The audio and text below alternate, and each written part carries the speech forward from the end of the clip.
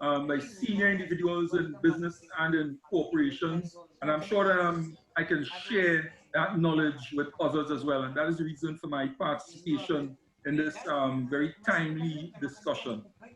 Thank you so very much. Thank you for being part of this organization, and we're hoping, believing that with the knowledge that you have and experience that you've been through as well, we are going to work together as Africans to forward, you know, the African nation, if not the world at large. Okay, so we're going to go to our next guest, our next panelist, and he's no other person than Dr. Vincent. If you're there with us, Dr. Vincent Jr., all the way from Nigeria, we would love to hear from you.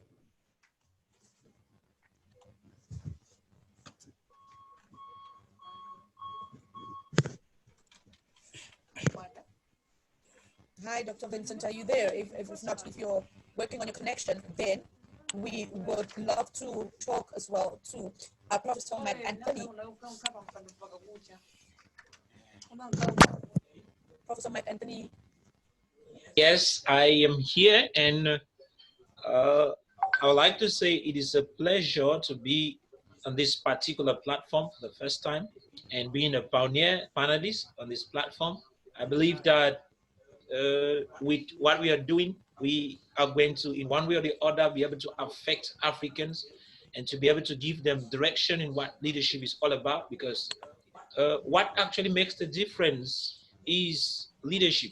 I'll be sincere with you, and I want us to get to understand that everything rises and falls on leadership. When something is not moving well, when something is not going okay, what makes it not to be okay is leadership. So I think it is actually time for us to get to know more about leadership and know how we can help our young generation to transit this particular nation, this nation of Africa, into economic independence, because that is exactly what we actually need at a time like this. Thank you very much for being on your platform, Landon. It's a pleasure, Professor. I'm really, really grateful that you are all with us this evening, because I know that the Africans out there, especially the youth, because today we are talking about something that affects the youth, something that I always, you know, when I was thinking about it, I said to myself that it's a very sentimental topic, because it's something that has been going on for years and years and on end.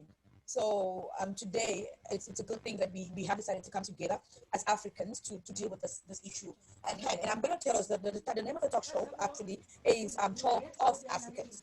So we want to hear African voices to Africans so that we can find out, or we can come together as Africans to find a way forward. And important, and most especially what we're talking about is importance of youthful leadership.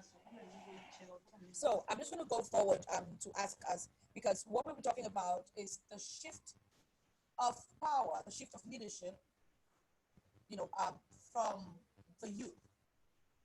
At this point in time, as Africa, we should actually have the youth in leadership. We should have, there is Dr. Vincent who has joined us, one of our panelists. So before we go into the question and answer, Dr. Vincent, can you kindly introduce yourself to us so we know who you are? He's all the way from Nigeria, by the way. Thank you very much. My humble apologies. The network seemed to be very, very poor at this very time. I'm Dr. Igben Vincent Jr., a medical doctor, a general practitioner with a great passion for development of the younger generation. I have been a social crusader for justice and economic upliftment of Africa at large and to the world in general. Thank you very much for having me today. So, like we were talking about why African politics has shifted from being a youthful responsibility. So I'm going to shoot with my first question, because we have barely an hour and 30 minutes. And since we have 3 panelists, that means that 30 minutes aside to each panelist. So let's begin with the very first question. And I would love for you, Mr. Vincent, to tell me, Dr. Vincent, just tell me, who is to blame for the shift of leadership from the youth?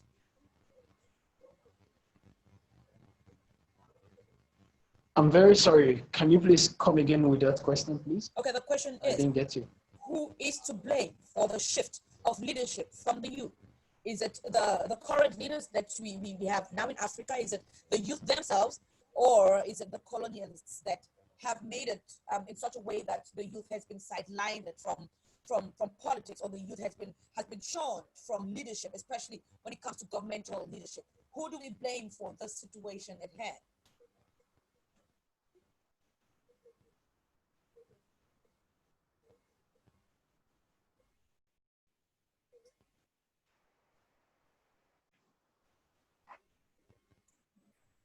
So, Blanda, if I may jump in, because I know that there is the challenge of the internet I'm very speed and sorry. so on. I know part of Couldn't your make up. You're helping out.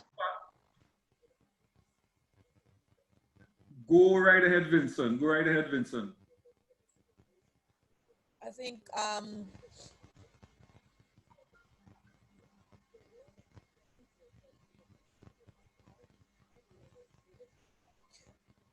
okay, Kennedy. While Vincent is getting connected, can you tell us? Same question goes to you. Who is to blame for this shift of leadership? So I think it is multifaceted in that, you know, all of the players engaged and involved would no doubt share in the blame. And so for me, the focus really should be solution oriented, looking for ways in which we can positively influence young people today, so that they have the kind of mindset that would drive learning, that would drive development, that would positively influence their peers. For me, that is the direction that our focus should be on. What is historical has already gone. It is important, yes, but focusing on guiding, providing guidance to the youths today, for the young at heart, for the 45 and under, 55 and under today, for the teenagers, early 20s, providing that guidance as to how to build a business, how to grow their businesses, how to be self-independent, how to be independent. I think that that is the area of focus, and this is where education plays an important role. From early career planning, if somebody can, if a young person can recognize the importance of knowing which career path to choose, what are the subjects to select that would allow that individual to learn, study, grow. And once you can think independently, once you can think for yourself, then what happens is that you continue to seek knowledge, to grow in the knowledge that you are taking in, and then you want to pass that knowledge on to others, so that I totally understand your question. Who is to blame? Yeah, because me, when you're talking about the solution, I think it's necessary before we get to a solution. It's necessary for us to know why we need a solution. Because if we're just looking at a solution, we have we have three people in this game. Yeah, we have three people who we are looking at to say, okay, maybe it could be from the side, or maybe it could be from the side. And when we're talking about needing a solution, then we need to know who to tackle and what to tackle and how to tackle, when to tackle. So it's also very necessary for us to know, who are we looking at? Who are we saying, okay, if we took this out of the equation, or if we put this way, then we could get a solution to our problem.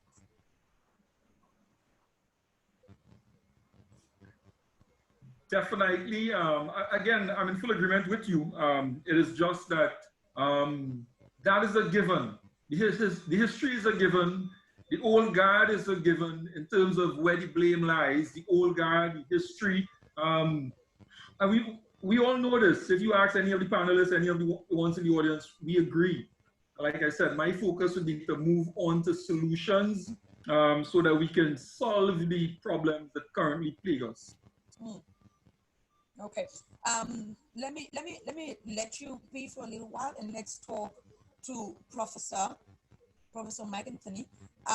Let me ask you the same question. Okay. Who do you think should be blamed for the situation where the youth is no longer, or the youth isn't even in control You know, we keep saying that we're fighting for a better Africa, we're fighting for a better Africa, and it's for the youth. But yet the youth don't even have a say in this whole debacle that we're facing as Africans. So, Professor, what's your take on this? And who do you think is responsible for what you're facing as youth?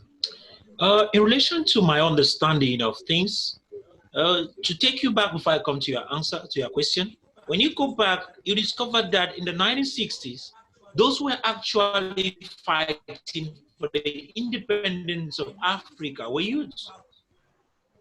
And most of these youths we are talking about, they fought until they got the independence. They never waited for their parents to do the job for them. They fought and they got it. Were killed after that. Some of them remain in power. When they got the independence, what happened is they got the power, their nations became independent, and they took the helm of leadership. When they sat in the position of leadership, something happened. The greed for power actually caused them to not see that the youthful generation, which was actually behind them, were supposed to be the ones that should take over from them to be able to transit the continent to another dimension. And so they held on to power and remain in power. So if you ask me the question, who is to be blamed for the situation? I will first of all say the leaders whom we have today, the old heads which we have today that are sitting in power are to be blamed first. And secondly, the youths also are supposed to be blamed. So it is a two-sided issue. Why do I say the youths are supposed to be blamed? It is the responsibility of every youth to see himself as a plus in the society. You are not supposed to be given, I will be sincere with you, freedom is never given, freedom is taken. And so those who actually want to lead must get themselves involved in leadership. You begin leadership from your own self, your own home. You begin leadership from your quarter. You begin leadership from everywhere you find yourself. So the question you might ask some of the youths that we have today is, why do they feel that they will be given leadership? You don't give leadership to anybody. You are not called into leadership. You walk yourself into leadership. You take that responsibility upon you. And so a lot of youths have not been responsible towards that particular thing, that particular issue. They have not been responsible in joining even the politics of their nations. I was glad the other day when I saw that a young man of about 23 years became a parliamentarian in his country, and I was like, wow, this is beautiful. It means some young people are getting to actually gain access to leadership. They understand what it takes. Politics is not a dirty game like some people have defined it. It is not because most of our leaders have presented to us negative leadership that we should feel like politics is bad. But my thing is, you're saying that it's not because most of the leaderships and most of the leaders have shown us that politics is bad, or we should think politics is bad. You bear in mind that in a situation, African country, when the youth wake up to, let's say, make their voices heard, they're either met with violence. Okay, I want to say there is always a strategy in achieving anything you want to achieve. The first thing I want to say about youthful rise, youths in this transition is this. As youths, we are not going to allow people to dictate to us how we are supposed to do things. We are supposed to take it upon ourselves. But it doesn't mean that we are supposed to go to become violent to achieve what we want to achieve. In every nation, I am sure for example, in Africa, where there is multi-partyism, which though it is called multi-partyism, but most of the times you don't actually see that it's multi-partyism. You end up seeing just one party ruling continuously and continuously. So I believe that for the youth to be able to take power, they need to join the political milieu. And when they do that, they are supposed to also see into it that they run for the elections. And when we do that, I believe that at the end of the day, each one of us will be able to gain a position in that leadership, which we could now use as an opportunity to transform our environment. In Cameroon, I've seen mayors, for example, a young man that was just killed in Manfe was the mayor. He went into politics and he got the power. Another, when they killed him, another young man has replaced him. Why am I bringing this? I'm trying to make you understand that there is no age that you should enter into politics. The best age to enter into politics is when you are young. The young men who have been given positions in the government so far. But my thing is, don't you think it's a political strategy for the government to say, you know what, if you put 2 or 3 or 4 of you in position, then you will see that we're doing something, and it ends there. Okay. I might not be better. Before Vincent answers the question, I want to say it might be a strategy. It might be a strategy that the government is using to play on the mindsets of the youth so that they should stay behind and to hold them in one position because they know the power that the youths carry. If in case they come together as one, they carry a lot of power. They possess a momentum that can turn the entire Africa into what we want. And you know what? PAFREMO, we call it Pan-African Freedom Movement, exists for that particular purpose, to carry, to harness this momentum that the youths are having, and we'll be able to become a pressure group over our societies in a way where people will end up, all those guys who are sitting up, they will end up submitting to the youthful leadership. Okay. Thank you. Thank you very much, Professor. And Vincent just joined us now, and we were asking the question before you were disconnected. Who do you think is to blame for the youth, for the shift of leadership from the youth?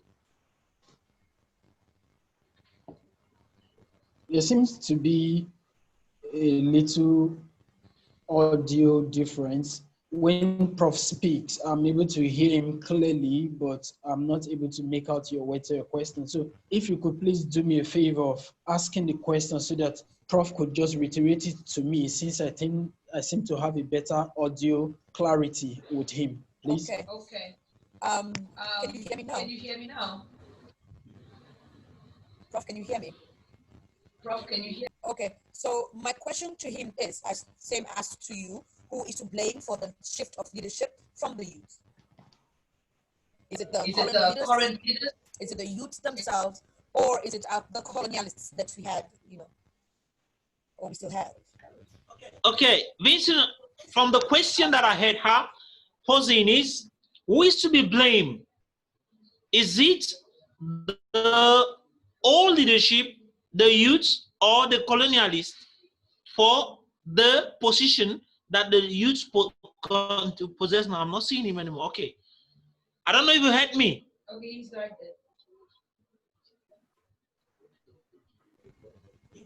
there. You got me? Vincent is there, Professor. Vincent is there. Okay, the question that the journalist just asked you is this: who is to be blamed for the present state of the youth? Is it the leadership, the present leadership we have? Is it the colonialist, or is it the youth himself?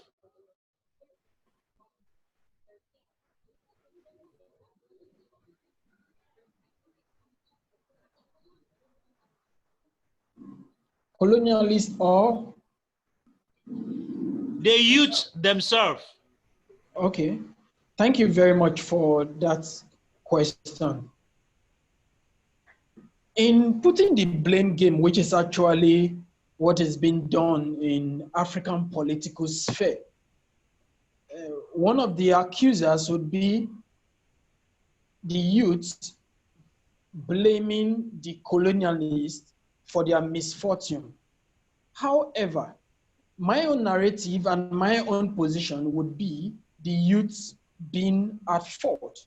And the similar reason being that if you look at it, an individual is given birth to in the society and has the so-called natural responsibility while he journeys to make that society better. If he, during the course of growth, is being faced with certain challenges, be it social, political, or economical, he does not have to point the blame finger. And if you look at Africa as a continent and extrapolation to the youth at large, there is this blame towards the colonialists who were responsible to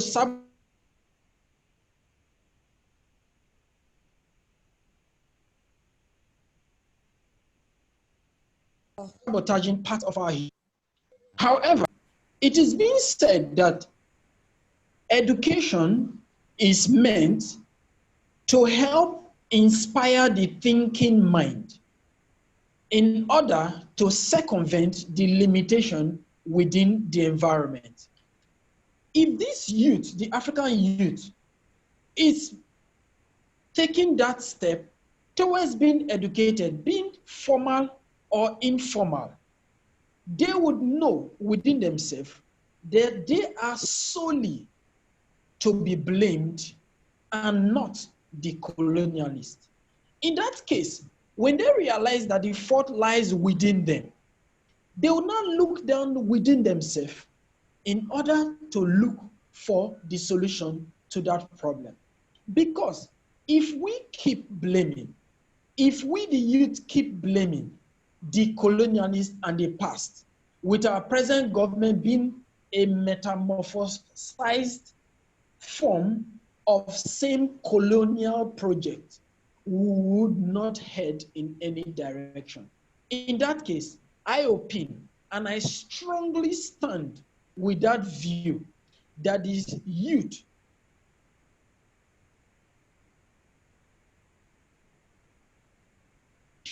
that has been my thought process, and that is what I stand, believing that that will be the only way we can stand and emancipate ourselves from this present limitation that we are being faced. Thank you. Okay, thank you very much, Dr. Vincent. You said that from every indication, the youth, according to you, should be blamed for the constant shift of leadership from them. But my question to you is, how equipped are this youth to be able to face what they're facing? Can you hear me? Can you hear me? I cannot hear you clearly. Okay, then I think we will need Professor to come in and yes. as middleman. Professor, can you hear me? Okay, so my question to Dr. Vincent is this. He keeps blaming, he said that he blames the youth for the situation that they find themselves in when it comes to African leadership, right? But my question is, have they been well equipped to the point where they haven't used what they have or what they had to be in leadership?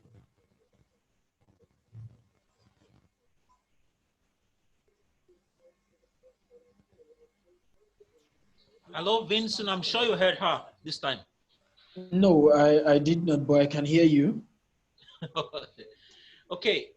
The question she asked, maybe I want her to take it back.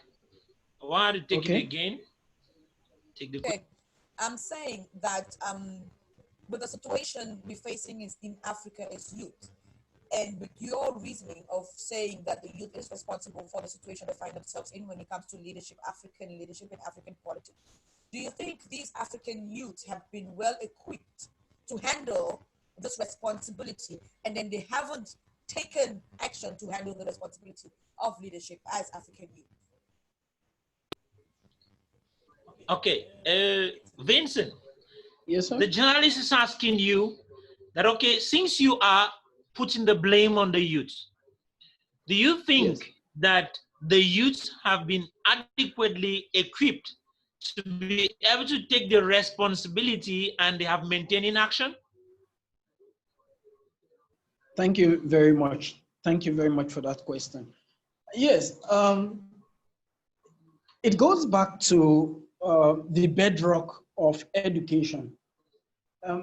May I use the most prominent religion in this part of the world, which is Christianity?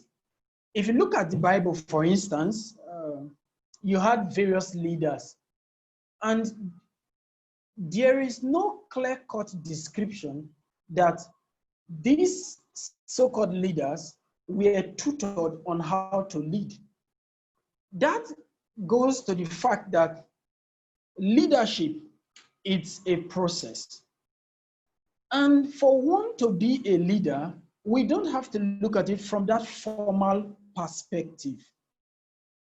If, for instance, we try to use this chronological rating when you talk about intelligent quotient, you know that individuals have the gifted natural inclination and ability to make the right decision. It simply goes to show that if we look outside the formal educational setting and also consider the role of the informal educational setting, which is basically inculcated on a child from the microscopic unit of the world at large, which is the family. It is through the family unit that people pick up the basic leadership quality. Yes, we all agree that at the extended front of the educational setting, you become more conversant with certain issues.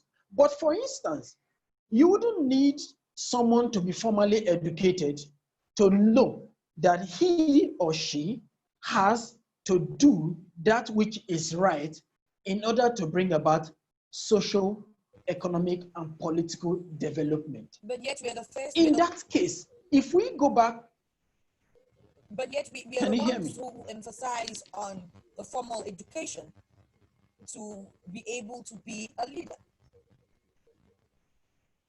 Okay, Prof. I think you're going to at some point be my co-host. Dr. Vincent, Yes. she says, but at the same time, most of us, we are expecting that formal education should be the path to leadership. I'm sure that's what you were saying, Landon. Yes. Yes, you are very correct in that assertion.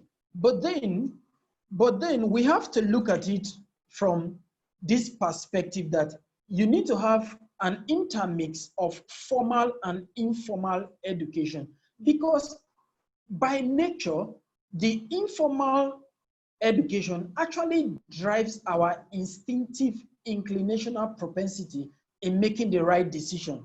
Let me use an instance.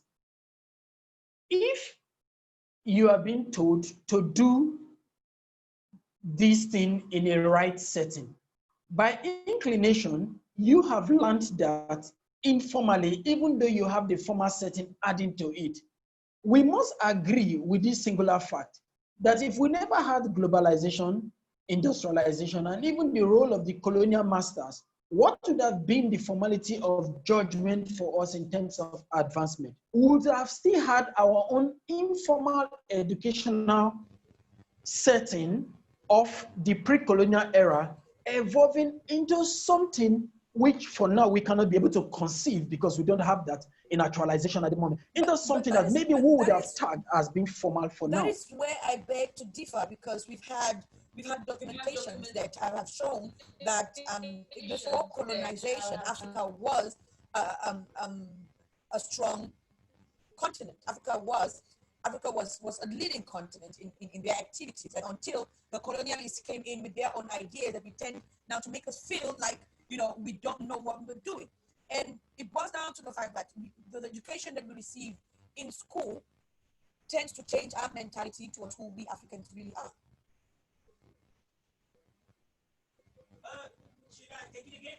Okay, Vincent, according to journalist Blandine, the whole idea that you've presented brings her at a crossroads. So she differs with you in a place, considering that before the colonialists actually came to Africa, Africa was a civilized continent.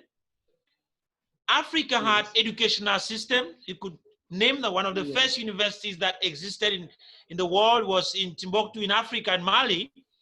And so she believes that it is the miseducation of Africans by the colonial educational system that has actually impaired the ingenuity and leadership ability of many youths today. So I think that's her position. Is that what you're saying, Brandon? Yes, exactly is what I'm saying.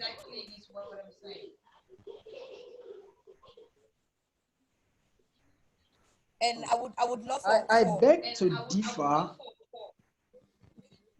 No, go ahead, Doctor. Yes, Dr. Vincent, now you should go ahead and talk. Okay.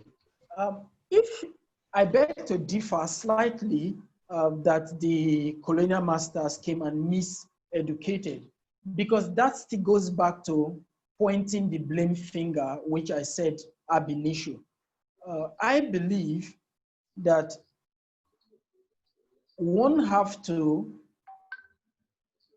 meet up with a particular challenge, and that challenge portends a limitation to him or her, and from there he now have to come out as a better individual. That block road was created by the colonial masters. Yes, following their impact, there had been this negative dive of Africa as a continent. So in that case, it could be titled miseducation because it was no longer in conformity with our expectation of progress. But then again, if we go back to the bane of this whole scenario, you would now realize that education, which I still emphasizes, would still be the solution to this problem.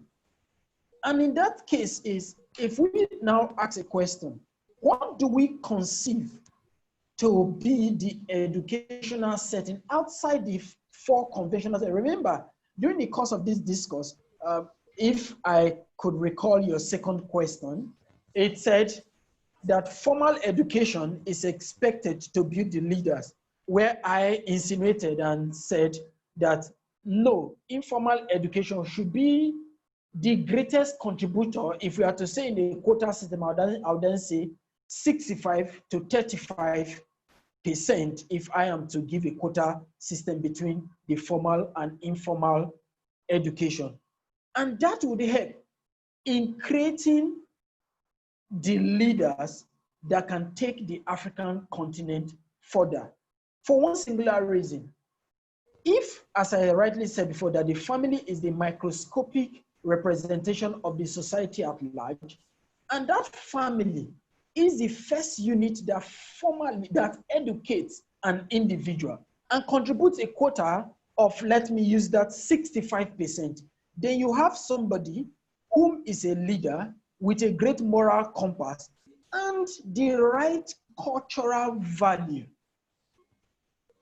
that can now help and serve as a tool for driving Africa to the right direction.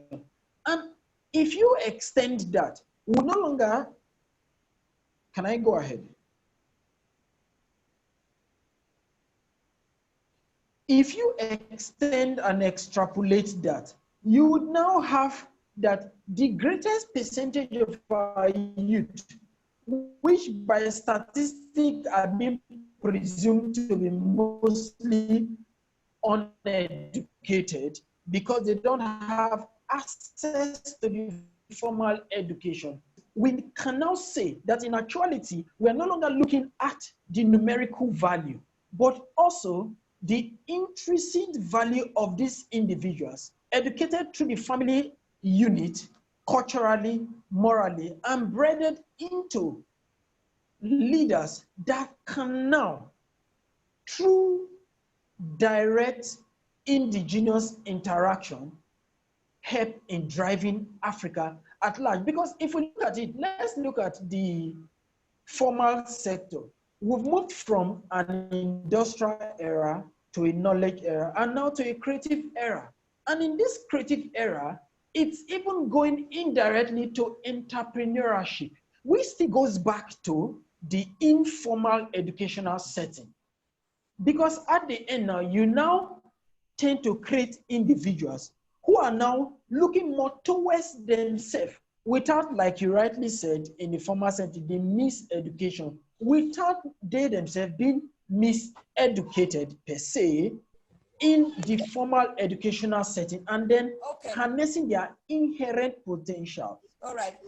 Thank you so very much, Doctor, for what you said.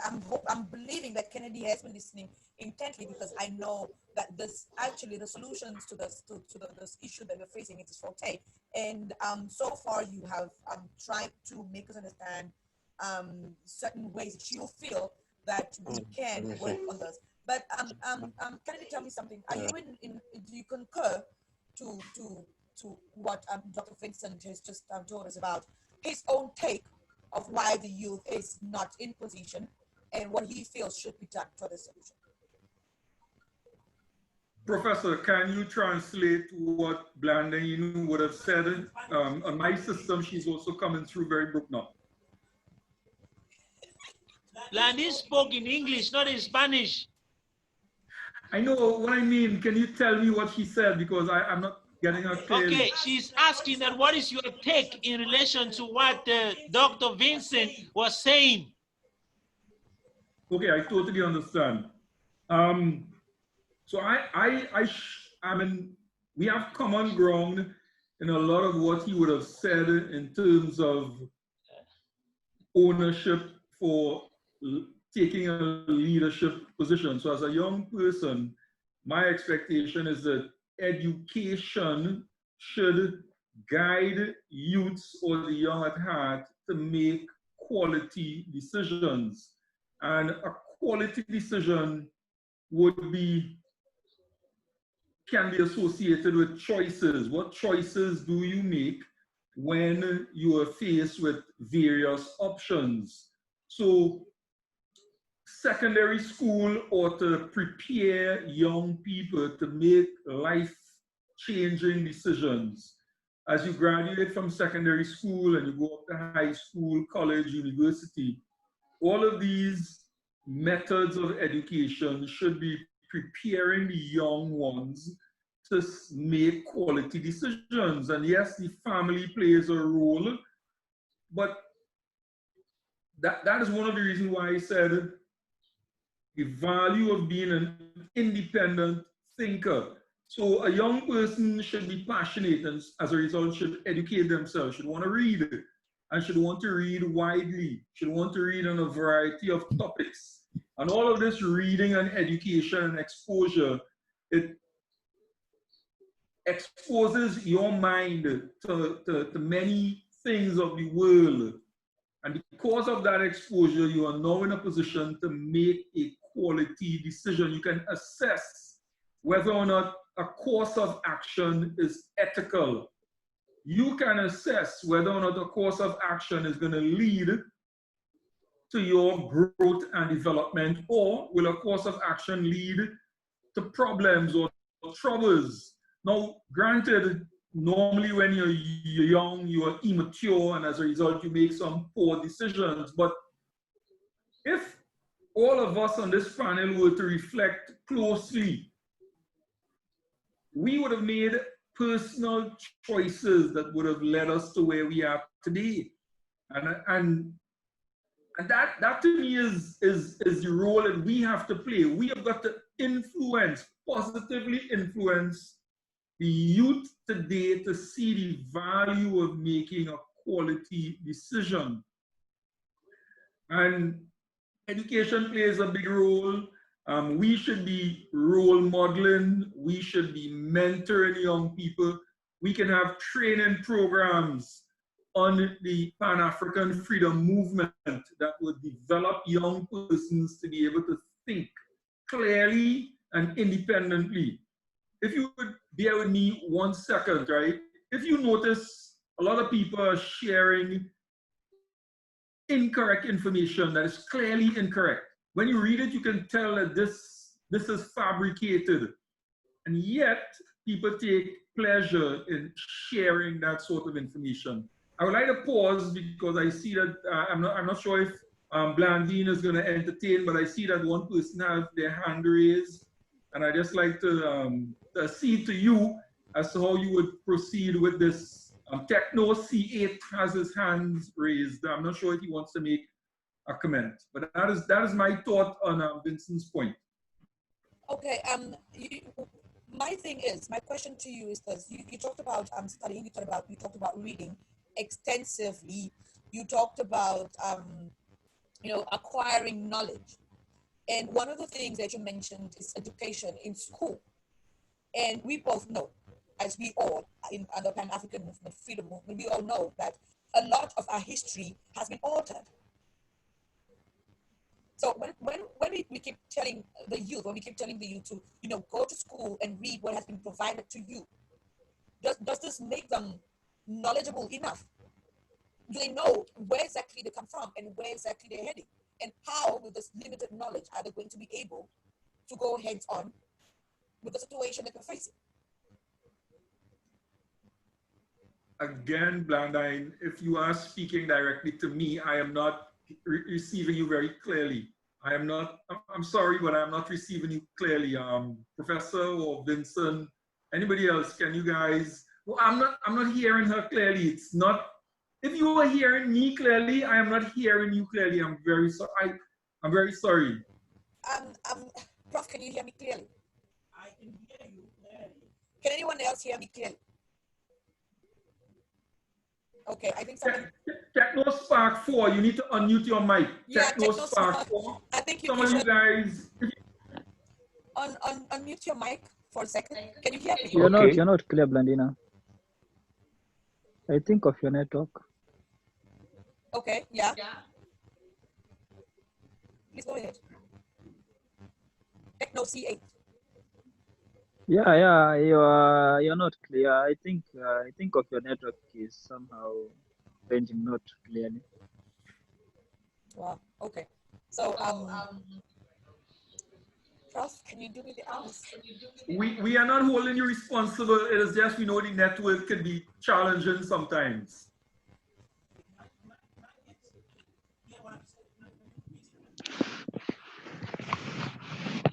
Just repeat what you said.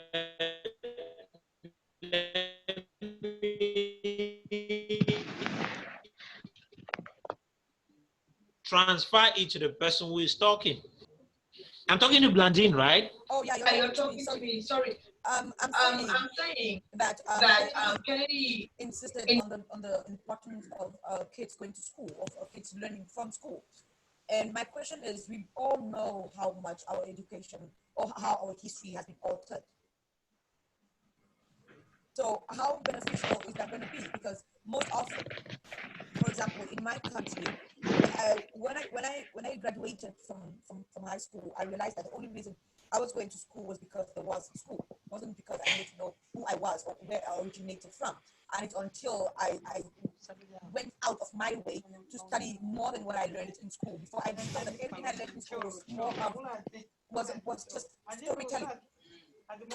So for the youth who don't have that opportunity to go out of school forum or curriculum, how then can they be better equipped to know that they're supposed to be part of the leadership of the African leadership or African politics?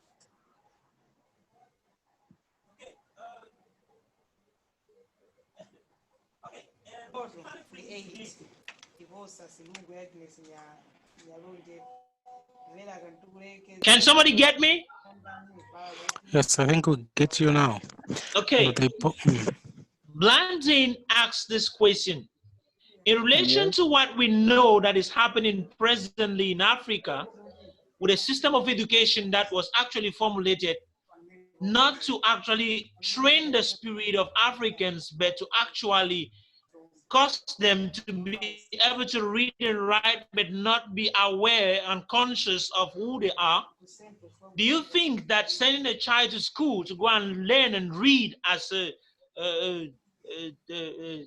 Vincent Place and as Kennedy has just said, do you think that is that particular educational system which they are using to educate those children right now, can it actually help them to become actually creative and productive and become true Africans? Can that be possible? That I'm sure that is exactly what Thank you so Yeah. very much, Can I Pastor can Sam. I Blandin is can I driving respond? towards. Can I respond? So that question was for most of us who are Anyone? listening. Please, you just give us some time. Let the panelists first of all respond to the question. Then we'll come back to you. Okay? Yeah, you can go ahead. You can go Okay. ahead. Okay. So, in relation to me as an individual, let me answer that question. I have come from a very far way to be where I am today, not because of the education that I got. I want to say this. The educational systems that were actually formulated before and after independence for African countries was never meant to educate Africans. What is education? The word education comes from the word educos, which actually means to educe. To educe means to bring out from within, implying that education is supposed to be a means of inspiration through which an individual brings out of him what he possesses within. Implying that if you as an individual goes to school and you are unable to give from your very uniqueness, from your ingenuity, it means you have not been educated. There are very illiterate, uneducated persons who have gone to school with PhDs, and some of them are professors. And that is the kind of educational system that was formulated for the African children.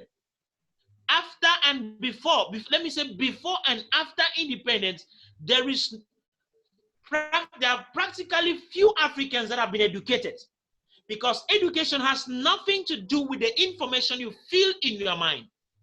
Education has nothing to do with the volume of books you read. True education is what was actually implemented in Africa before we ever got the colonizer. I'm not blaming the colonizer. We had never been a backward people in no occasion. So I'll be sincere with us in this particular point to be clear here that there is no education that the white man brought to us. They came to us and taught us how to read and to write their language so that we could count for them and we could be what they wanted us to be. Today, I am an African. My own language is not official in my own country. Why? Because they have made the white man's language to become official in my own country. Apart from that, the ingenuity of an African man has been stolen and branded in a way that they want us to see it and brought to us. And so to me, the educational system that has been brought to raise the youth of Africa was brought to actually make them dull and to make them unproductive and unfruitful. So I think that if we believe that education, and we are thinking of the Western educational system that is used as the means to actually raise these leaders, if that is what we are thinking, then that is a failure. We are already failing by thinking like that. All what you'll be doing is training yourself to become a European. And once you train yourself to become a European, the African continent will not be a place that will want to contain you anymore. Some of you are talking from the way you are talking based on the accumulation of Western insights that you have gotten.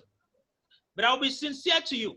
The philosophy behind education was actually harnessed in Africa. And because it was harnessed in Africa, the purpose was to make each individual responsive to the inner potentials he possesses, implying that you were not supposed to go and sit in a place called school to be trained, then you come out to go and become a job seeker like many of us today are. The economic situation of Africa is because we were trained to become job seekers, not job creators. But the system which our forefathers, before independence, before colonization, before slavery introduced, was a system where each and every child is raised, educated to become a man, to become a woman, to become productive, to become indigenous. But you know what? Enslavement has taken that from us. You know what? Colonization took that from us. And the only reason why an African man is looked upon like a slave is because you don't have your name. If I ask some of you that are watching at me right now, do you bear your name? You will tell me, no, you don't bear your name. Some of you are called, like me, I'm called Mark Anthony. Mark Anthony is not an African name. Mark Anthony is not an African name. That's miseducation. And so if you say we don't have to blame those who have miseducated us, then there is a problem. I blame them for miseducating us. It is true, I will blame the youth too for not taking the leadership into his hands. But it is because of the miseducation that he has gotten. Because if he was rightly educated, he would have known what to do while still in the position of learning. But you know, based on what has been presented to us, we have become who we are. And that is why they look at us like slaves. Even when we are productive, our productivity to them means nothing. But our forefathers were never like that. Our forefathers, our ancestors were the ones who were the thinkers. They were thinkers. They brought mathematics to the world. We are not supposed to be living in the past. But I'm telling you, if you don't know your past, you will never be able to live in the future. This African continent has given the world the civilization it has today. And the only reason why we are the way we are facing what we are facing today is because we have decided to believe that everything that comes from Africa is bad. But I will tell you, that is not the way it is supposed to be. And if you tell me that we need to read, the reading has nothing to do. I'm sure you should be telling me I need to start getting to know who I am. Because if I know who I am himself, will be able to give out from himself. That is why if you even want to go quote the Bible says, as a man thinks in his heart, so is he. So the thoughts of a man are the products of the man's life. So when a man thinks, it directs his life. So these, I will tell you, Africans, we have been miseducated. And about that, we have some thoughts that have been planted in our subconscious mind, which determines the way our lives go.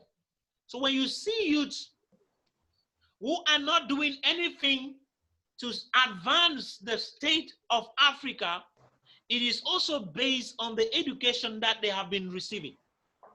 But that is one of the reasons why Pan-African Freedom Movement is existing as a body, so that we can actually raise the consciousness of who we are as Africans. We can re-educate Africans to see who they are and to know exactly what they are supposed to be doing and who they are. You know, there is a question that Jesus Christ, who is considered as one of the greatest leaders on earth, asked some of his disciples. Let me quote from him. He asked the people, who do you say I am? He said, what do the people say I am? They answered, and he turned and asked, who do you say that I am?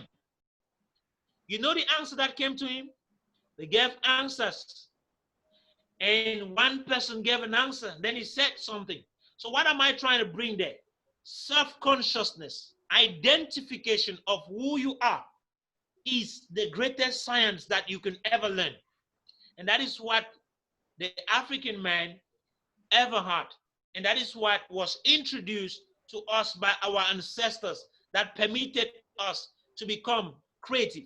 till today as I'm talking to you, there is no science on earth that has been able to explain the mathematics and the engineering tactics and tricks that were used to build the pyramids. Precisely the pyramids of Khufu, or you call him Ramesses II, and his father and his grandson. Till today, those three pyramids are standing in Egypt today as a sign of the kind of education that Africans were involved in. So that brings me to a place where Blandina will say a lot of persons believe and think that the education of an African person through going to school and learning this rubbish that was brought to us will make us actually independent. We will never become independent using that particular system. So we need to re-educate ourselves the right way. I'm not saying that learning to read and write is bad. No, I'm not saying so. But I'm saying that the rubbish that is found in the curriculum that are being taught in our schools do not help us to evolve, and do not help us to transit, does not help us in any way to become who we are supposed to be. That's what I'm saying. So we actually need to re-educate ourselves by first of all on educating ourselves, then we can get that opportunity to re-educate ourselves. Thank you very much, Professor. Thank you for that insight. And I also have this question for you before we start talking about if there is a possible solution or if there's a possibility to change. You know, there's a statement that they always say the older, the more experience.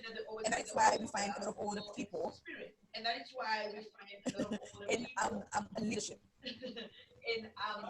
What's your take on that? What's your take on that? Sincere with you, Blandine, it's not age that makes leadership. It is true that we have this saying in Africa, which is an African talk, because we believe in our elders. You say, the more old you get, the more wiser you get. That's true. We believe in that. But most of these guys who are sitting at the helm of our nations, I'll be sincere with you, that is guys where they cannot truly be our elders. Why? Because they are acting like Europeans, not as Africans. The African father raises his children and plans for posterity. If you get to the African culture, the African father prepares for the destiny of his children and his grandchildren. And what we see today, where our leaders, so-called leaders, have separated themselves from their posterity. They believe that they are the ones that are supposed to do all. That is an error. That is an error. So I don't believe that their own system is the right one. But that particular saying that wisdom comes with age is true. But from my experience with these leaders in Africa, some of them, I'll be sincere to tell you that most of them don't have any wisdom. They are most foolish, because you can't see a man who is unable to think at the age of 90, 93, 87, sitting in the helm of power when they are youths with vibrant ideas ready to carry the nation ahead. And you think for 1 second that such persons are more wiser. I doubt their wisdom. I doubt their wisdom, Blandine. They are the worst mistake that happened to leadership and power in Africa. Thank you very much, Professor. And Kennedy, can you hear me now? Kennedy, can you hear me now? Well, I can hear you, and I heard you say, Kennedy, can you hear me now? I heard you very clearly. I just want to point out a couple of things. I just take a minute to point out a couple of things. So we have gone just over 1 hour with our discussions so far, and there are 2 persons with their hands raised. Again, Blandine, you are the host. So it depends on you at what point you are going to invite comments or questions from these individuals. But just bear in mind our time frame and what we have in terms of individuals with hands raised, okay? Exactly, I was about to do that. I was about to say, you mentioned that we had people who raised their hands for questions or comments, if it's possible for us to hear from them, so that we can answer them because we actually a little bit, getting towards the end of this. Prof, you'd have to say over for us, please. No, she just said among the other participants, if there is anybody who has a question or wants to give a contribution, let the person indicate and bring the question or the contribution. Prof, I did not get you clearly. I'm not sure what happened there, but your voice is not coming through clearly either. Anybody else who may have heard her clearly? My mic was muted. Okay, I was saying that she said if among the participants, if there is anybody who has a question to ask or who has a contribution to make, let the person come on. Okay, so Techno hand was up first, Techno 8 hand was up first, and then there is Moosey's, whose hand is also up. Kennedy, allow them to talk. Sorry, go ahead. Okay, though I am late. I'm late on the Zoom meeting, but it's good. It's good that I've got you going on. Now I have the issue of education. This is my question. Now, do you mean that education becomes the only way out, major object that you can use to fight this colonial and you can unite Africans? Mind you, not all Africans are educated as per me, what I know.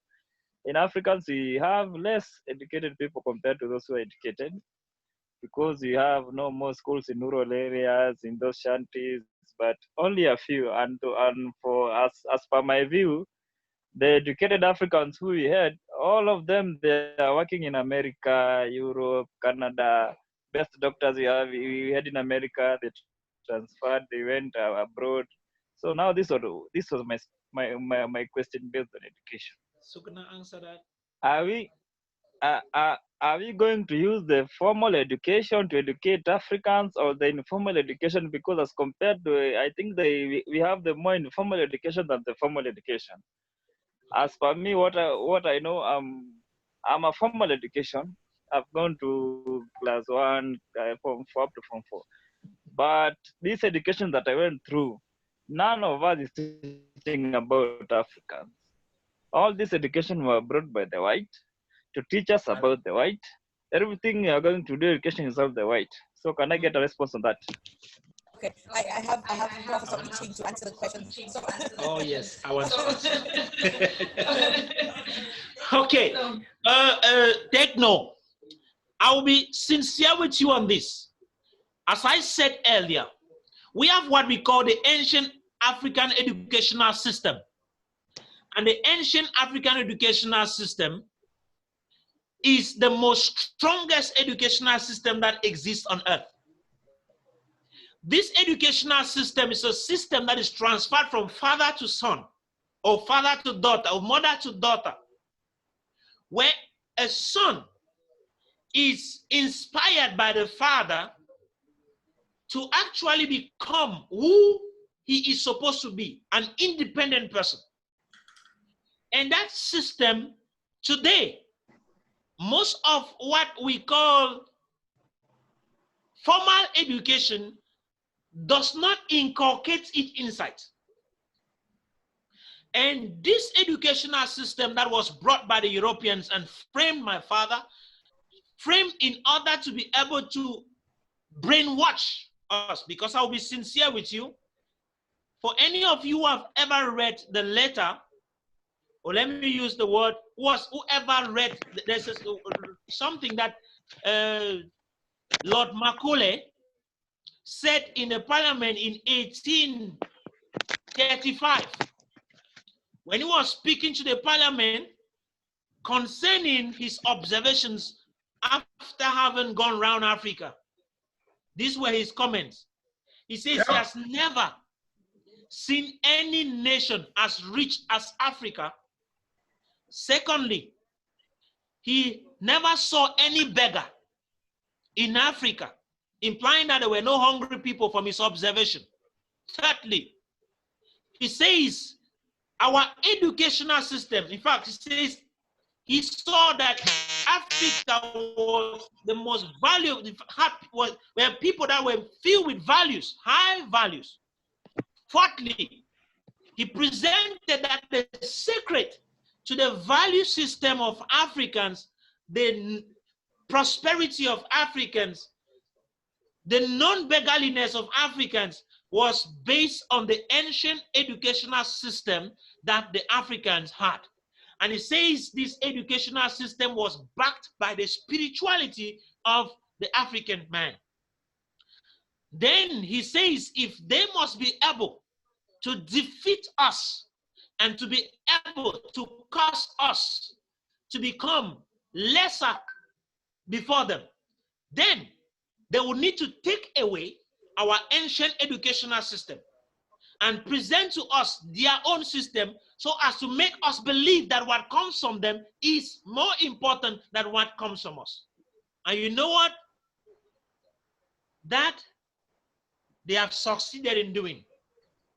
They succeeded in achieving that by formulating an educational system that teaches you how to read and how to write, and they call it formal education, but does not teach your spirit. It does not make you creative. It does not make you a thinker. And that is why almost every African is not a thinker. Most Africans, like Techno said, would like to leave Africa and go to Europe, would like to leave Africa and go to the United States. They don't believe in Africa. They believe all the good things come from Europe. But that's the miseducation that we have been. The educational system that you need, my brother, is informal. I am educated. I am a professor by qualification. But after all the years of studying, I can be very bold to tell you that I've wasted a lot of time in studying rubbish. But I thank God, because by virtue of this particular process, I got to understand that what I was learning was making me dull. Dr. Vincent, you have been educated in pharmaceutical medicine. And if you look at things rightly and greatly, you will discover something. That there is a problem with the way we handle medical issues. I just saw Muzi saying he wants to differ with me. Differing with me will not change the fact that the educational system that we have in Africa is not education for Africans. The education we have in Africa is not education for Africans. Africans need to develop their own education that educate them about who they are. I am in Cameroon, and in Cameroon, they study European history. What has European history has to do with the African man? Okay, we study the European geography. How does that got to do with the African man? So we need to change all those things. Okay, bro, let's hear what Muzi has to say. Muzi, can you unmute your mic, because while he was talking, you tried to signal that you had something to say in regards to what he was talking about. So, Muzi. Yeah, I'm actually worried with what the professor is saying. I beg to differ. I'm trying to understand what should come first between education and the economy. Because where I'm coming from, I think we build an economy first, and then the education is going to be built from what we have built in an economy. I'll give an example.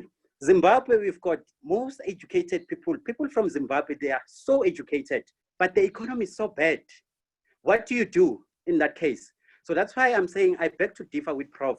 Because in this case, it means you didn't understand me, Muzi. It means you didn't understand me. I'm saying that it is not that education that makes you prosperous. It is not education that makes you economically strong. Most educated people in Africa are the most poorest people that exist. Do you understand? But what causes that? This is where we need to start. It is the educational system. It is the educational system that has been introduced to us. That's why I'm saying causes us to be dull. We are not productive. That's why I'm saying, Prof, they teach you to become a job seeker and not a job provider. Okay, Prof, I understand exactly what you're saying, but what comes first? My question here, Prof, It's what should come first. Is it the economy or education? As soon as we establish that, it's going to be easy. Brandon, should I answer that question? I think he's forwarding the question to you, so by all means. Okay, Mose. Yes. If you ask me what should come first, yeah. Even in our African culture, without you going to school, you need to be educated. So education will always be the first. And education, as I said earlier, is not schooling. Education is not schooling. Let me remind you again. Education is not going to school. What our parents do at home from when we are kids is educating us. It is not formal education that makes you prosperous. So this, what begins should be education. That is why we, on this platform of Pan-African Freedom Movement, have the particular purpose of educating Africans. When we educate them on who they are, they will be able to produce, because prosperity, economy come from within each one of us. That's the truth. Okay. Muzi, are you clear on that? I'm getting Prof loud and clear. So do the you only problem, understand him? Getting him is different from understanding what he's talking about. I can understand what Prof. you guys are saying. Yeah, I can hear you loud and clear.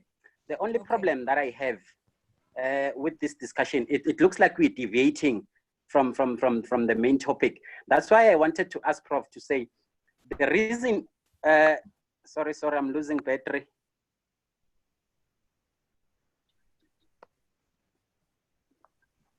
The reason why I was asking Prof what comes first between the economy and education. I understand that there's formal education, there's an informal education. My parents gave me an informal education, right? When I go to school, I get the formal education. But now the discussion or the question that I posed to you, Prof, was what will come first between an economic system and or education? Should we start by educating people and then we build an economy? Or we structure economy, then we educate people with the purpose of reaching the goal of the economy? He said education, but informal. He said education, but informal. The two must go together. The two must go together. Yes, but I'm saying that the economy is as important as the education. But those who build the economy are the people, so the people need to be educated to be able to build the economy. Yes. I don't know if Kennedy has something to say about that. He definitely does have something to say. I wanted to give the floor to Techno Spark 4. Your mic is unmuted. You can go ahead. You wanted to make a comment? Yeah, yes. I want to make a comment. Hold on, Techno C8. Hold on, Techno C8. Techno Spark 4. Go ahead. Okay. Good evening, everyone. Good evening. Good evening. My name is Kingdom Oguze from Nigeria. I have heard all these discussions. They are so important, and I love the topic. But my question is, in as much as I subscribe to what Professor Mark Anthony has posited on the issue of uneducating ourselves as African, accepting African educational system rather than Western educational system that they brought to us and made us to become job seekers rather than job creators. I equally subscribe to that position. But my position or my question is, or my worry is, what is the role that the Pan-African Freedom Movement is doing in the area of educating African with African educational system? To what extent are we going about it?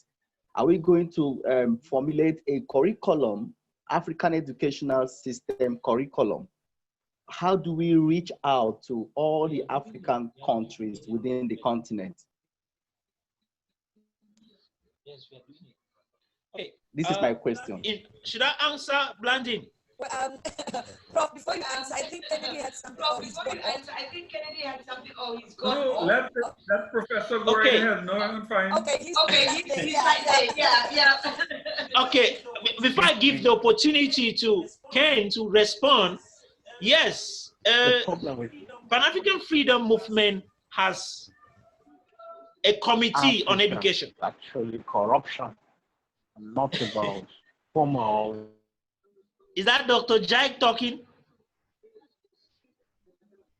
So I was saying that Pan-African Freedom Movement has a committee on education, which has the responsibility of bringing up a curriculum that actually fits with the African context, which raises the African child to become very productive. Because I want to be sincere with you. What makes a person industrious is based on what the person has inside. Each one of us has talents, and you know what? Most of us, the talents we have are not encouraged around us. Yeah. Our educational system kills our ingenuity. I mean, the educational system that we have now kills our ingenuity. So we are drafting an educational system that will actually awaken the ingenuity of Africans and permit them to become productive. Okay. So the importance of the youth in the transition of Africa from a dependent to an independent continent is something very, very necessary. This topic did not just come. The African child needs to be raised to become somebody who thinks on how to produce. You know, I don't know if any of you don't believe in what is written in the Bible, but I read every book, and whatsoever I see that is good, I take. I was reading through Ecclesiastes in the Bible, and I saw something that drew my attention. It took me close. Where the scripture says that you should teach a child in a way that when he grows, he will not depart from it. Then the next verse says that, which actually defines what you should be teaching the child. The next verse says, this, what I'll put it, the poor are servants to the rich. Which implies you have to teach your children never to become poor. So financial education is supposed to be the base of our educational system that gives opportunity for creativity. That is supposed to be the base. And so, yes, Technospark 4, we have an educational system we are drafting that is going to carry Africa to the next dimension. We are doing that.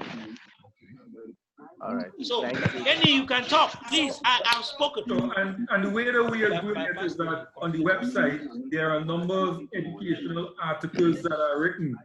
And those articles enlighten all of us on some history. It would enlighten all of us on approaches that would be today. I hope that everybody is understanding what I'm saying, right? So on the website, there is a lot of information that, as Professor said, in terms of AES, the African Educational System, the plan will be to develop a curriculum. The plan is going to be to engage in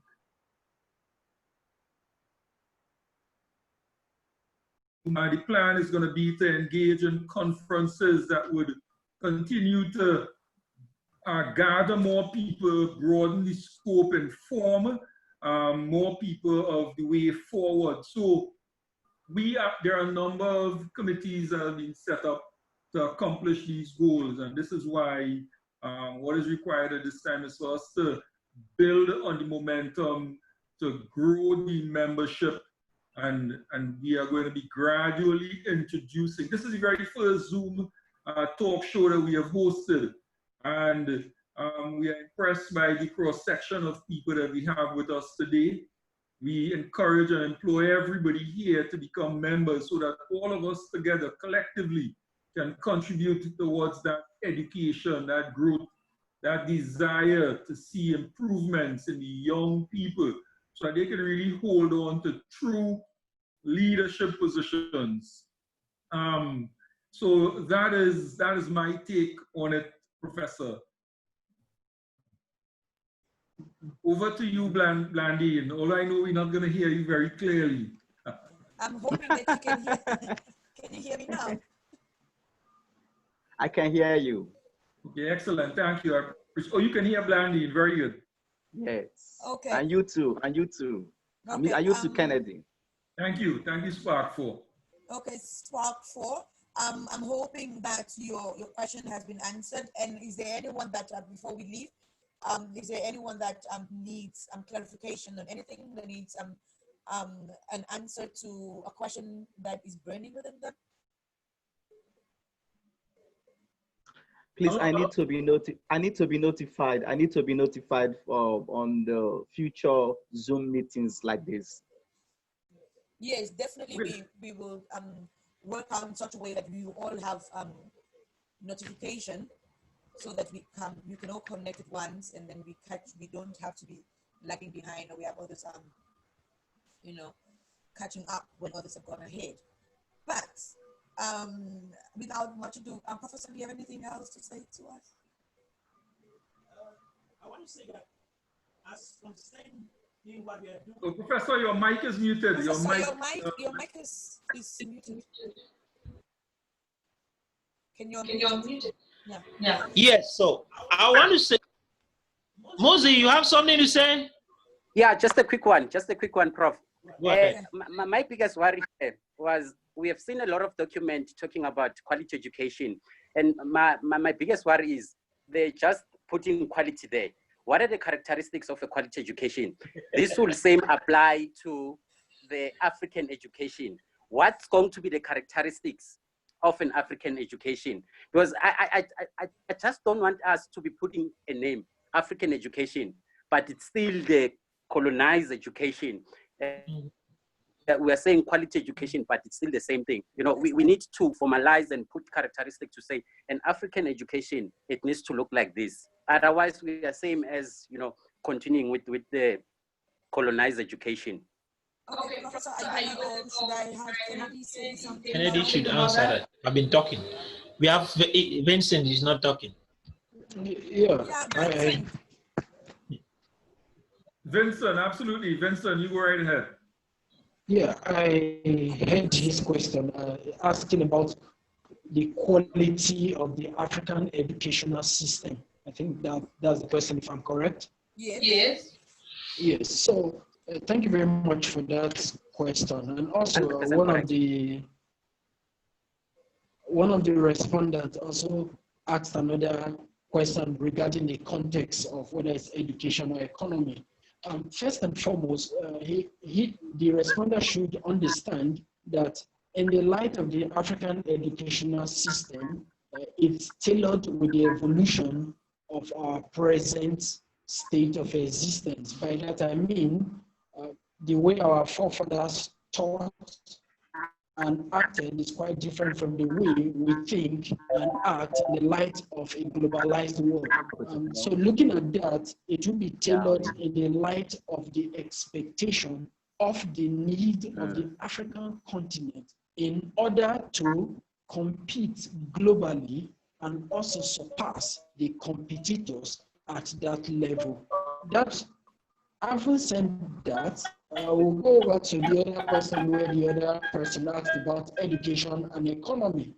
if we look at the Western educational system, there is this disconnect, a misfit between education and the demands, requirements, and needs of our ever-evolving environment and society. Okay. Go ahead, talk. Yes, Blandin. Oh, it's Vincent done. Yes, he has given his contribution. It's a contribution. That we now say we are extremely poor or poverty-ridden. In that case, in order to break that vicious cycle, we still have to go back to that tenet and the core foundation, which is still the education, which brings us back again to the African educational system. The African educational system will be geared towards one, inspiring the individual to think in an Afrocentric manner, taking into cognizance the evolution and well-being and future consideration of the African continent and our society at large, vis-a-vis our cultural background. If we take those into cognizance, you would see that the Pan-African freedom movement actually offers that. Now, another question that comes on what is the role of the Pan-African freedom movement? You and I would agree that an idea starts and blooms as time goes on. However, the first step for an idea to blossom is awareness creation. And the awareness creation helps in doing three things. One, unlearning, because it is usually said that the most difficult thing for a man is to unlearn the rubbish he or she has learned. So in the process, being aware, we unlearn that which we had learned that is in detriment to we advancing as a continent. Yeah. Secondly, relearning, going back to our history, to re-educate ourselves on our previous past, our historical background, and forming the basis for our further advancement, and relearning from what we have learned that is going to make us further successful in the nearby future. So taking that into cognizance, who now constitute or make up that future? The youth of today makes up that future. After all, it has been extrapolated that by the year 2050, and even down to 2100, that's 2100, the African population will be twice the whole of Europe. And you and I, that fall within the age bracket, which is about 70% of the African population, between the age of 15 to 24 years, will constitute that generation. And when we get to that generation, same question will be asked by the present youth of that generation, that the fathers, which pertains you and I, had done the needful by taking the first step, which in that case, it is through forums and organizations like this, in creating awareness, building on the awareness, and creating sustainable development for the future. And thus can actually be said, according to Prof, that the average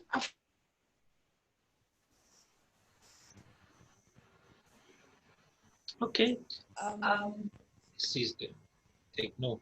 Yeah, I think there's Hello. Yeah. Can you hear me? Yes, I can hear you. Okay. You hear me? I can hear you. Yes. Somebody there, Hello? IKJ 8VV PKJ something. Go ahead and talk. Hello? Yes, yes, we are getting you. We are seeing you loud. We are seeing you and we can hear you. Go right ahead and speak. Prof, can you hear me? Yes. I'm hearing you. There's somebody who is trying to talk here. Yes, I JU, can you talk? was 1KJ8VVPK. We can hear you. Go ahead and speak. We are listening. We are listening. Go ahead. Time is time. So you have to conclude.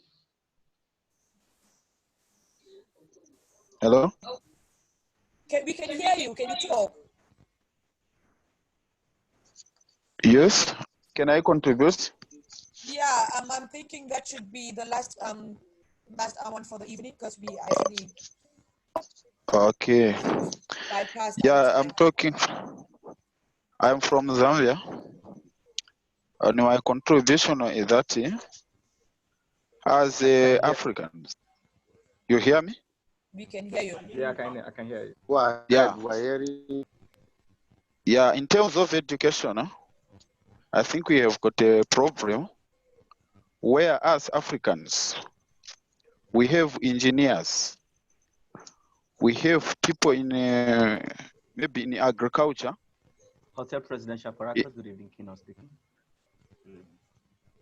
We have everything which we are doing according to the whatever college each and everybody do, whatever quality of education is taking up. But the problem which we have right now is that somebody can maybe do agriculture, but what we are waiting, we don't do what we go for.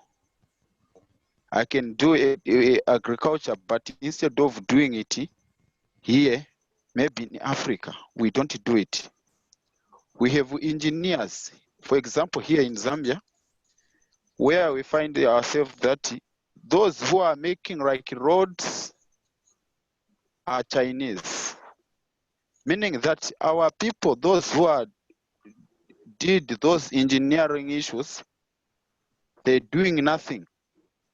So it's like our education is valueless, because whoever want to the jobs, they don't do their jobs on their countries, but they went somewhere, maybe in China, in America, which meaning that we are not going to develop this African, because we just our jobs and everything, whatever we are doing, instead of to do on our own country, but we go somewhere to do that job. So this, I think it was just my simple contribution, so that we can maybe somehow in terms of education, which we have to practice here than going somewhere, or even if it's to grow something in agriculture to produce something, we have to produce within Africa. I thank you all for your time. Okay. Thank you so very much, sir, for your contribution. We really do appreciate it. Unfortunately, we have come to the end of the very first Zoom meeting or the session with fellow Africans, and we're hoping that we will all be very present during the next one. Thank you so much. The next one will be when? The next one, we are working on scheduling that one for Saturday. So okay. Saturday, same time. Saturday. Okay. Yeah, I will definitely generate the Zoom ID and the Zoom password before that, so that you can all have it handy. And then we are able to meet again on Saturday at the same time, so that we have more. Clearly, we have a lot to talk about, and we have a lot to work on as Africans. We have a lot to look forward to as what concerns African future. But nonetheless, I want to say a special thank you to you, Kennedy. Lord, to you, Vincent, Dr. Vincent Jr., and a special thanks to you, Professor Mike Anthony, and for everyone that has contributed, not forgetting Techno Spark 4, not forgetting Techno C8. I'm hoping that we can register our account name so that we don't have to identify each other with brand phones next time. So three prominent panelists. Do we have any last words from any one of you before we shut it down? Okay, I would just want to end my words by saying that it was a great beginning. You know, every great thing begins from somewhere. And with what we started today, I believe that we are going far. And I want to encourage every one of you, if you are here with us, watching us, and you have not yet enlisted yourself as a member of Pan-African Freedom Movement, I'll be calling you to go to our website. Our website is www.pafremo. Pafremo is PAFREEMOV. Pafremo.org. We go there, you click on it, and you find yourself in the website. You go to the menu. On the menu, you find membership. Just enlist yourself there.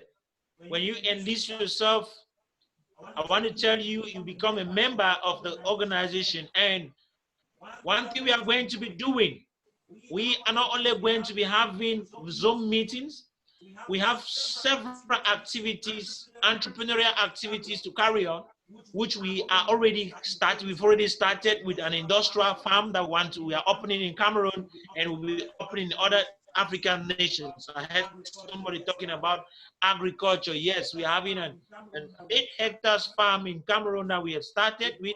We want to enter into every other nation in Africa and produce, so that we get to produce our own and eat our own. Apart from that, we have a plan to run shops that will produce African dresses, that will produce African regalia, so that we all present Africa and we become Africans.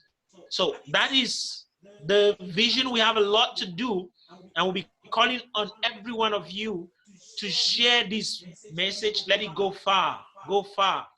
We are working already, and some of you, we are still working on the leadership of our various nations. If you are here, you can write a message close so that we can see it.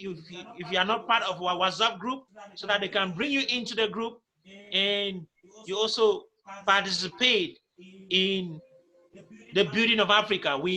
As I said, we are actually looking for individuals who can represent us in the various nations, the various economic zones of Africa. For example, we have the northern zone, we have the southern zone, we have the eastern zone, we have the western zone, and we have the Central African zone. We will need each and every one of you to actually be participators and fully involved, because that is the only way we can change Africa. We got our inspiration from Marcus Garvey. If you can remember, Marcus Garvey was not only intending that Africa should become independent, he wanted economic independence for Africa, and he actually did his best to establish great companies that could actually produce for Africa. So we're waiting to see most of you enlist yourself to become members. As I give you again, in our Facebook group, as we have at this particular moment, it is going live on Facebook. We are live on Facebook. We intend to keep on like this, and we are going to grow our numbers. So do your best to be part and parcel of us. Thank you very much. I'm hoping that Kennedy can hear me. Kennedy? Thank you very much, Blandine and Professor. My closing comments, folks, is that I am honored to be part of this very first talk show. I thought that the topics were very well discussed. I appreciate the inputs from all of the attendees, people who asked questions. I thought that Prof did a very good job on the answers that he provided. I thought that Vincent's insight was very well done. Blandine, you did a very good job as host and moderator, and we appreciate that. I want to commend everybody who started with us and are ending with us today. You started from the beginning and you've been with us for going into 2 hours. Professor made some very good points about joining the website, going to the website, joining the membership. We do have a number of initiatives that we are developing. They are the early stages of development, and we're about to start implementing them. We want people on board. If you're in a country and you want to be active and you want to be engaged, this is the place to be. Prof cited Marcus Garvey and the work that he did building an empire. We want to be entrepreneurial. We want to be passionate about what we're doing. We want to, to educate ourselves, to be informed, to be free thinkers, to be able to think clearly, quality thinking. All right, and on that note, I would like to end and I hand over back to Blandine. Okay, thank you so very much, Kennedy. And Dr. Vincent? Thank you very much. My closing comments would be this simple quote we are all used to. It says, the journey of 1,000 miles begins with the first step in the right direction. And we have taken the first step in the right direction by hosting this Zoom conference to help create awareness and re-conscientize Africans on the need for them to take the right lead and the right direction. And doing that means you try as much as possible to be a part and parcel of the Pan-African freedom movement. If you don't do it, nobody will do it. And your future generation will blame you for not taking the right step in the right direction. On that note, thank you all for your contribution, the great panelists, our great host, and every other person who, for whatever reason, couldn't make it today. We stand immensely grateful.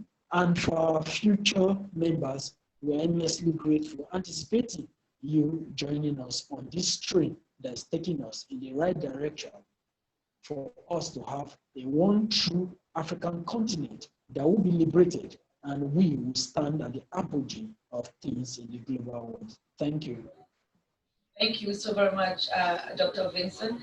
And it is at this note that we will say good night. And to everyone that has contributed, everyone that has taken time to join us on this Zoom conference. Mic is off. Are you serious? Yes. Oh my word. Okay. Thank you so very much. And at this note, as I was saying, that we will say good night to everyone that has taken time off the activities to join us, so that together we can build a better Africa. Why not the world at large? Because I believe that we can start from somewhere, and without even knowing it, we tend to affect other people, and at the end of the day, we see that the world is a better place. So good night, everyone, and up until Saturday, stay blessed and peace. Thank you very much, and good night to all of you. Good night, Muzi. Good night, Youthful. Good night, Boa. Good night, IJK8. Good night, Prof. You and I will talk. Good night, Joao, Makise, Landine, you did a splendid job. Don't mind give you a Yeah. Good night. Good night to you. But I just wanted to ask you a question. Like, I had a little problem with my connection, so I was like, I went out of the meeting. I don't know if our moderator can take your question. Yes, okay. Actually, I just wanted to ask you a question, because I heard you talking. So okay. It's like in this fight we have for developing our continent. It's like you have mentioned about education, and yeah, you mentioned about education, and I just wanted to ask if we can talk about our tradition and culture because that's one of the key also to develop our continent. It's something that can bring change to our continent, because our forefathers, they knew our tradition and our culture. Okay, to answer your question, I know that you weren't connected from the beginning when Prof was talking about the education, and which simply what they did was take away what we know, take away our culture. I can't hear you well. I can't hear you well. I'm gonna can you please speak up? Okay. I want to say this. In relation to the question, I believe on Saturday, if the journalist will permit me to come back on Saturday, then I will answer that question. Would that be okay? Yeah, okay. That's okay. Good. Yeah, so you write the question down. On Saturday, I'm sure that the journalist will permit me to come back, and I will come and answer that question. Great. That's good. Yes. Okay. Thank you so much. Yeah. All right. Good night. Good night. Okay, good night. Good night, Good everyone. night. Okay, good night, everybody. Thank you so much. Good night, everybody. Bye, bye, bye, bye. Bye. Good night. Good night, bye. Okay, you keep.